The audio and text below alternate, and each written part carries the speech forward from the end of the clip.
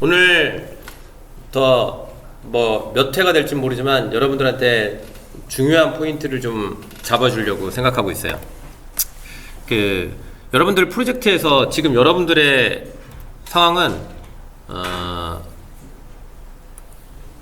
보면 여러분들은 지금 코딩 수준이 조금씩 높낮이는 있을지 몰라도 전체적으로 보면 내가 지금 딱 파악하건대 한 10살 미만의 코딩 능력치가 있더라고.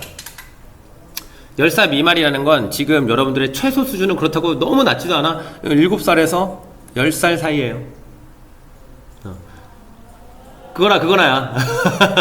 그거나야. 근데 이 중요한 포인트가 있어요. 이 능력치가 좋다 나쁘다 이걸 떠나서 이들이 구사할 수 있는 현재 수준이라는 게 뭐냐면 문장을 뭐랄까 구조화하지 못한다고 할까요? 구조화가 안 돼요. 내용을 쓸 수 있어. 뭐 엄마 아빠 사랑해요 부터 시작해서 뭐가 어떻게 되고 일기도 써보고 연습도 해보고 막 이런 것들을 해봐요. 하지만 여러분들은 어디에서도 구조화 방법을 지금 들어보질 못했어. 혹은 들어만 봤어. 여러분들의 문장을 쓸 때 그걸 해보지를 못했던 거예요. 그래서 요번 내용에서 다루고 싶은 건 문장의 구조화 측면으로 한번 설명을 해볼 거고요. 이때 이 구조화 측면에서 여러 가지 방법적인 것들이 있겠지만 요번에 내가 소개하고 싶은 거는 FSM을 통해 가지고 설명을 할 거예요. FSM을 가지고 설명할 거고, 얘는 뭐 finite, state, machine 이런 뭐 디자인 패턴이라고 하면 그런 형태가 있는데 얘를 이용해 가지고 얘기를 할 거고요. 얘를 사용하는 시점은 우리 뭐 에너미 제작하면서 얘는 AI 그 제작하면서 요거를 한번 사용해 보도록 할게요. 이때 되게 중요해요. 여러분들이 지금까지 코딩을 여러 가지 지금 잘게 자기 의사를 표현하지 못했던 것도 어찌 보면 여기에서부터 시작하는 측면이 있어요. 여러분들이 얘를 하기 전에 먼저 애니메이션을 배웠던 친구들이 있을 텐데 유니티 애니메이션은 얘가 기본적으로 이 설계 개념이 탑재가 되어 있어요. 근데 이걸 모르는 상태에서 애니메이션을 배웠으면 애니메이션을 사용한다는 것도 되게 넌센스인 상황인 거예요. 그래서 요 부분을 한번 해볼 거예요.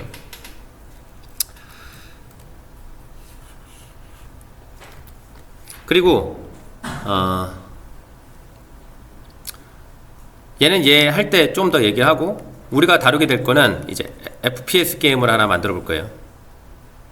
FPS 게임을 만들 건데 여기에서 다룰 몇 가지 내용 중에 우리가 공식에서 P는 P0 더하기 VT를 배웠다면 요번에 하나 더 들어갈 게 V는 V0 더하기 AT 요 내용에 대해서 살짝 해볼 거예요. 얘는 언제 쓸 거냐? 점프하면서. 오케이?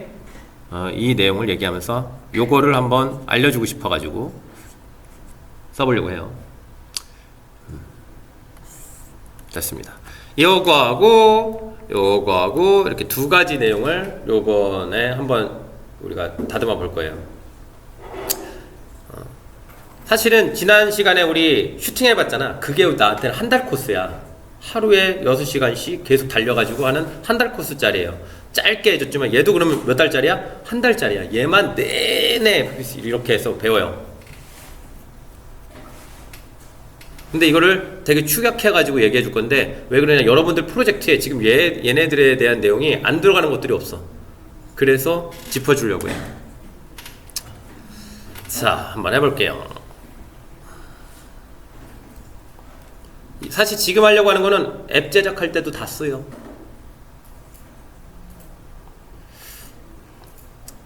자, 유니티 프로젝트를 새로 한번 만들죠.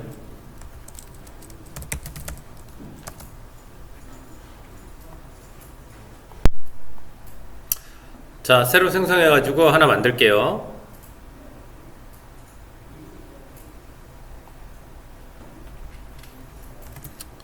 그냥 3D로 해서 만들고요. 지난 시간에 우리가 FPS에 그 슈팅했던 거는 걔는 2D 기반인데 2D 기반이라고 해서 꼭 그 2D 스프라이트 올려가지고 뭐 이렇게 제작하지도 하지 않아도 우리가 지난 시간에 했던 그 몇 가지 세팅만으로 2D 그냥 만들 수 있어요. 자, 여기에서는 이름을 메디치가 A로 시작해? 이렇게? A.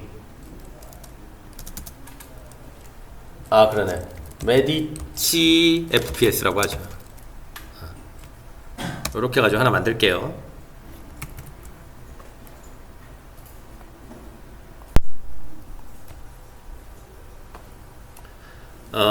여러분들이 이 화면 자체를 나처럼 놓고 있는지도 한번 봐야 돼요. 내가 이렇게 놓는 이유는 이걸 내가 이렇게 놓자고 배포를 한 거긴 한데, 이거를 실무자들을 내가 가서 보다 보니까 이렇게 쓰는 게 정말 효율적이더라. 이렇게 창 배치가 왼쪽 씬부터 중간에 하이어라키, 맨 끝에 인스펙터, 그 다음에 프로젝트 창, 여기 옆에 콘솔 창, 그 다음에 게임 창. 이렇게 되어 있는 이런 창의 배치가 되게 효율적인 이유가 있어요. 어떻게든 마우스로 살짝 반복 작업을 되게 빨리빨리 해야 될 필요들이 있단 말이야. 근데 초기 디폴트 세팅이 유니티의 하이어라키가 맨 왼쪽 끝에 있죠. 그렇지? 드래그 앤 드랍을 되게 유니티에서 적극적으로 많이 활용하는데, 하이어라키가 이쪽 끝에 있으면 얘를 잡아가지고 인스펙터 창까지 어떻게 해야 돼? 이렇게 드래그 해서 갖고 와야 돼. 되게 불편한 작업이야.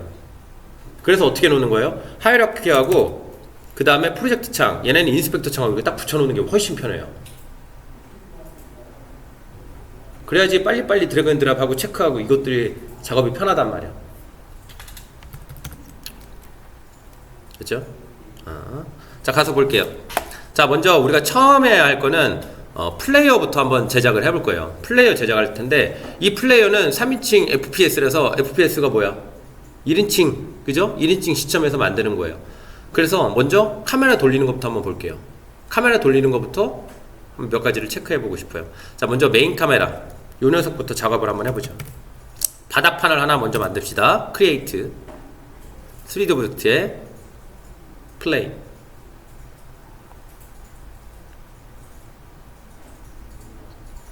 요 녀석의 이름은 뭐 그라운드라고 하고요.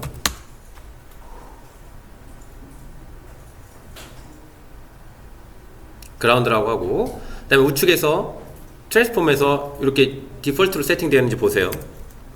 그 다음에 스케일을 10 이렇게 X하고 Z. 이 플레이는 깊이가, 이게 높이가 없는 애예요. 그래가지고 Y에다 값을 아무리 준다고 해가지고 뭐 되는 애가 아닌 거야. X하고 Z 값만 돼요. 자, 그런데 여기서 여러분들한테 짚어주고 싶은 내용이 있어요. 자, 물체를 그릴 때 필요한 정보가 몇 개가 있다고 했냐면, 아주 필요한 정보 두 가지가, 하나는 메쉬 데이터, 그쵸? 또 하나는 뭐라고요? 매트리얼 데이터. 이게 두 가지가 필요해요. 그치? 메쉬는 최소 단위가 뭐예요? 메쉬를 이루고 있는 최소 단위가 버텍스라고 한다고. 정점. 오케이?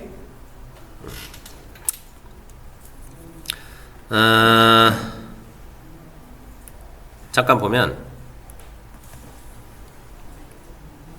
보세요. 점이 하나가 모여서 얘를 버텍스라고 한다고 했죠. 그쵸? 오케이? 이 버텍스에 두 개, 세 개 모이면 폴리곤이라고 하고, 얘가 여러 개면은 뭐라고요? 메쉬라고 한다고. 오케이? 자, 이렇게 돼요. 자, 근데 물체를 그리라고 할 때 이런 현상이 일어나요. CPU에서 뭐냐면, 저 버텍스 데이터들 있잖아. 그 데이터들과 재질 데이터, 이런 것들을 우르르 다 모아요. 그 다음에 이렇게 그려야 저렇게 그려야 여러 가지 옵션들까지, 이런 것까지 다 모아가지고 얘네를 데이터라고 합니다. 일단 기본적으로 버텍스 데이터, 오케이? 정점 데이터를 CPU에서 이 데이터를 가지고 쫙 그려줘 하고 써요. 누구한테 그려줘 라고 할까? 누구한테 그려줘 라고 할까? GPU한테. 알면서 그래. 대답 안 하려고. 자, GPU한테 이 내용을 얘기합니다. 오케이? 그러면 얘가 이 데이터 안에는 정점 데이터도 있고 매트리얼 데이터 이런 것들이 들어가 있어요. 여기다가 얘가 그려줘 라고 요청을 해요. 자, 그린다가 영어로 뭐예요? 우리 흔히 드로잉 한다고 하지. 그쵸? 요청하다가 뭐야? 뭐 우린 콜 이렇게도 쓸 수 있어요. 그래서 그려줘라고 요청하는 단어를 뭐라고 한다고요? 드로우콜이라고요. 여러분들 실무에 가면 최적화 이슈 나올 때 누구나 드로우콜 이런 얘기를 하는 걸 들을 수 있을 거예요.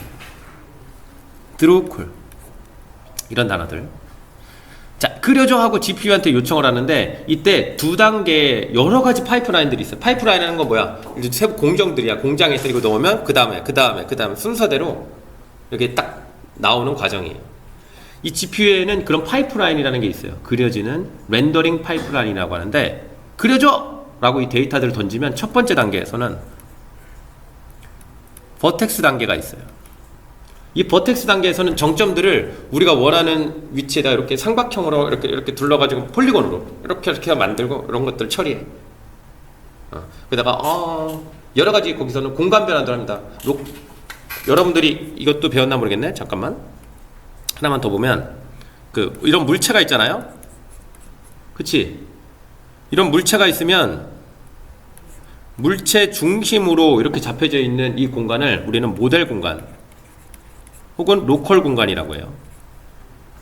나는 내 중심으로 세상을 바라볼 수 있잖아. 그쵸? 3D 맥스나 마야 이런 여타 툴에서는 어떻게? 모델 잡히기에서 작업을 해요.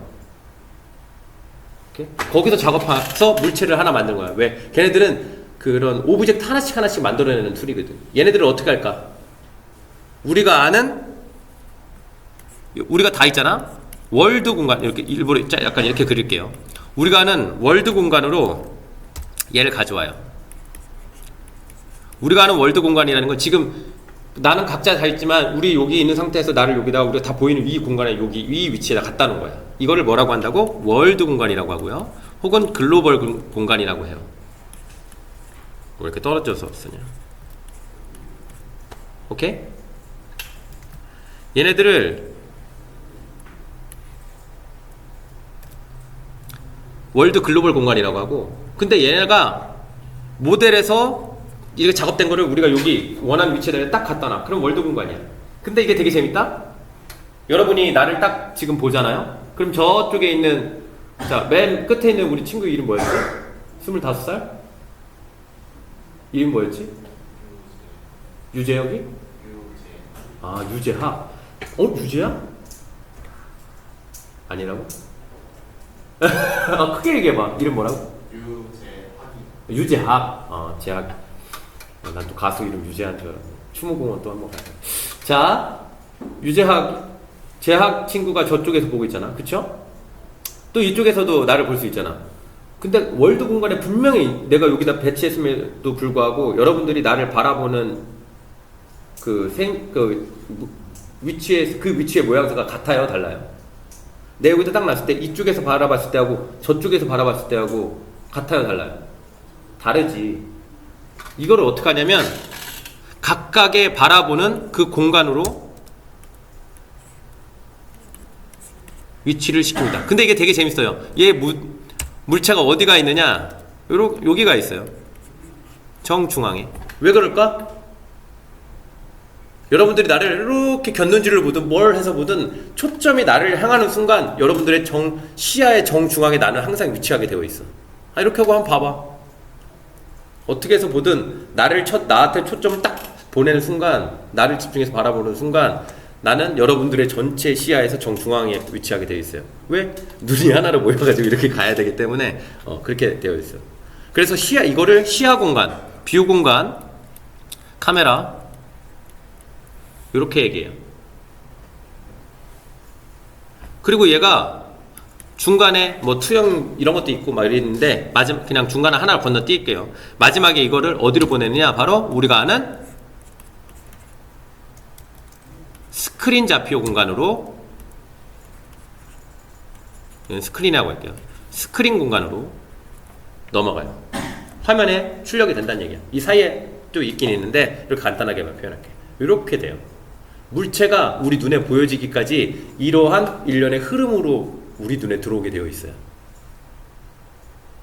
이거를 우리는 3D 렌더링 파이프라인이라고 해요. 이건 2D도 마찬가지야. 물체가 그려지는 일련의 흐름을 우리는 이렇게 얘기해요. 레이캐스트 배웠나요? 그치? 마우스로 딱 찍은 지점에 마우스로 뭔가 물체를 잡아서 움직이고 싶어. 그러면 어떻게 하냐면 카메라에 스크린 포인트 레이 이런 것도 쓰거든요. 함수 중에 스크린 포인트 레이. 그건 뭐냐면 내가 마우스로 화면에 클릭한다는 건 스크린 좌표를 클릭하거든요. 그렇잖아. 스크린에 있는 여기 요 화면에 있는 녀석을 내가 마우스로 딱 클릭해. 그럼 어떻게 실제로 물체는 어디에 있어? 월드 공간에 있어. 그쪽으로 스크린을 뚫고 들어가서 월드에 있는 물체를 선택해야 돼. 그럼 왜 스크린 포인트 레이라고 되어 있냐면 스크린에서 카메라가 그 역할을 하거든요. 지금 카메라가 그 함수를 갖고 있어요. 스크린에서 카메라가 자기를 통해서 월드 공간으로 내리는 이걸 역할을 하는 거야. 그 함수의 역할이. 스크린 통해서 뷰 월드까지 가서 물체를 선택하게 해주는 역할을 걔가 하고 있는 거야. 일단 나중에 한번 보고. 어쨌든 이 버텍스 상태에서 바로 그 변환이 일어나요. 모델, 월드, 뷰 이쪽으로 공간 변환을 하고요. 여기에서 또 재밌는 것도 해. 버텍스를 가져다 놓는다는 건 이런 것도 많죠. 우리 물 같은 효과들 있잖아. 물이 어떻게 돼 있어? 이렇게 보통 이렇게 출렁출렁하죠. 그럼 버텍스가 어떻게 된다는 얘기야? 위아래로 이렇게 출렁출렁 한다는 얘기거든요. 이 효과를 어디서 작업할 것 같아? 바로 여기에서 작업하는 거예요. 이 버텍스 안에서 버텍스를 시간에 따라서 이렇게 사인파로 이렇게 흔들흔들 파동 공식에 의해서 흔들흔들 해주면 어떻게 얘가 물결침 이런 것들을 만들어내요. 그리고 여기에서 텍스처의 옵셋도 조절을 하거든. 나중에 그것도 잠깐 얘기해 줄게요. 이렇게 하고 얘가 중간에 또 뭐 보관 처리라든가 이것저것 다 한 다음에 우리한테 픽셀 혹은 프래그먼테이션이라고 하는데 색상 값을 결정하는 곳으로 넘겨줘. 이제 삼각형을 딱 만들고 얘를 저쪽에서 딱 보내. 그럼 여기서 싹 와가지고 화면에 딱 스크린으로 보여지기 직전에 그 공간으로 보낸 다음에 거기다가 이제 삼각형에다가 이제 색상을 그리면 돼. 빛은 이런 어떤 색이고 나는 재질은 색깔은 무엇이고 이런 것들을 여기서 결정을 합니다. 이렇게 다 해서 최종적으로 우리 눈에 아웃풋으로 출력이 되는 게 이거예요. 이게 물체를 그린다라는 거예요. 이런 일련의 흐름으로 되어 있어요. 그래서 우리가 건들 수 있는 여지가 이 버텍스라는 곳과 픽셀이라는 이 두 곳을 우리가 건들 수 있는데 이 두 곳에 대한 두 곳을 건드리는 프로그래밍이 있어요. 이 두 곳을 건드리는 프로그래밍을 우리는 뭐라 그러면 쉐이더라고 해요. 어떻게 물체를 그릴까 를 정의하는 걸 내가 전에 한번 쉐이더라고 했는데 그 쉐이더가 정확하게 어딜 건드는 거냐? 이 두 개의 공간을 건드리는 거예요. 저 함수를.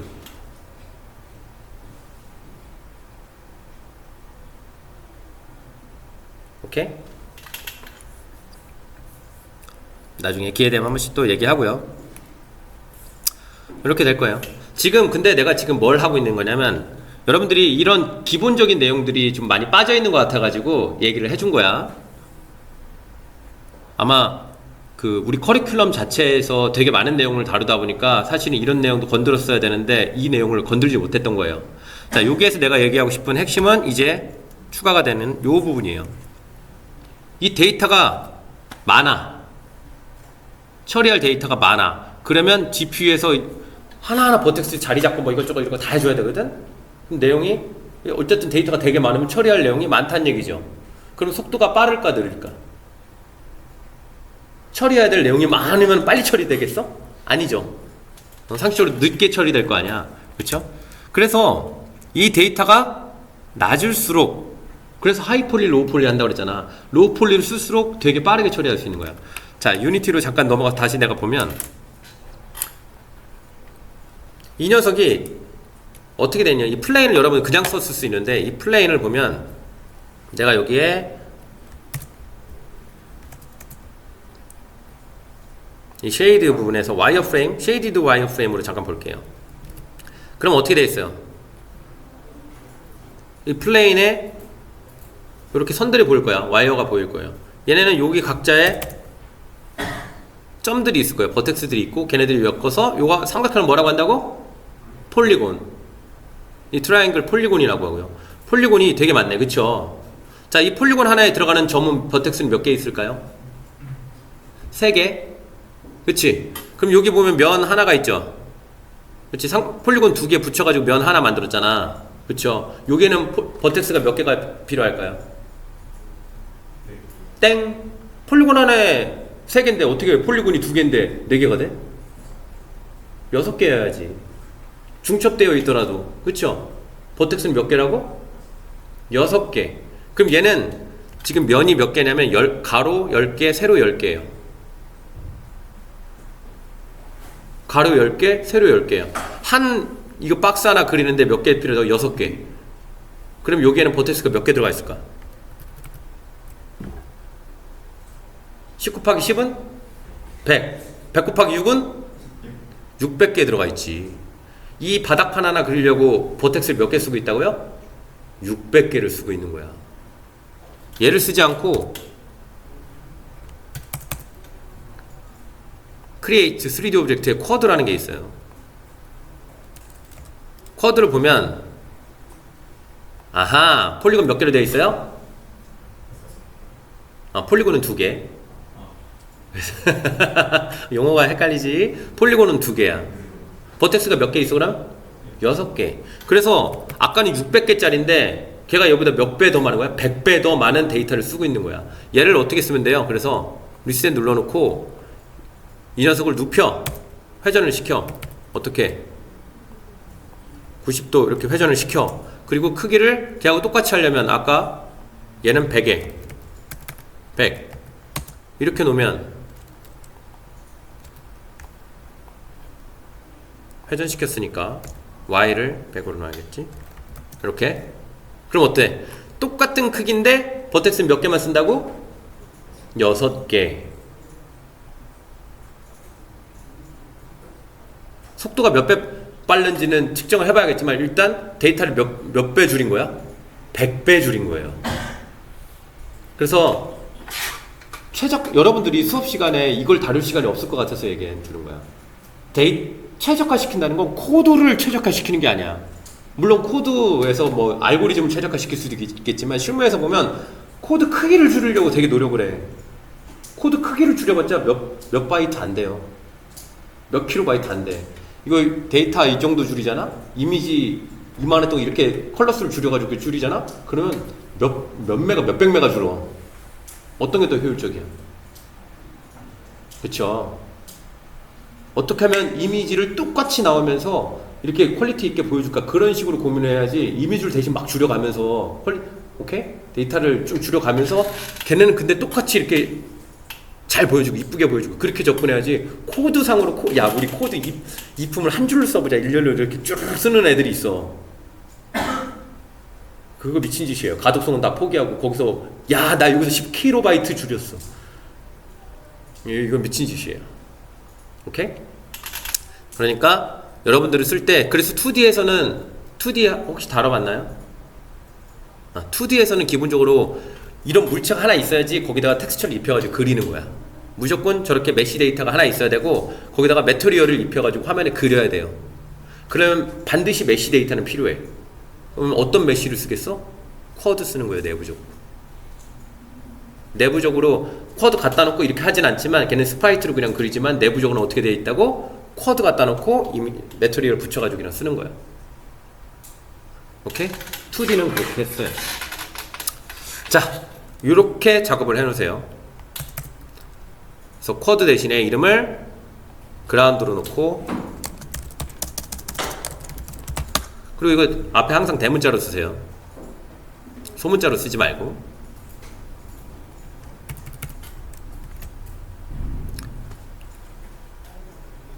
오케이? 잠깐 쉬었다가 들어갈게요.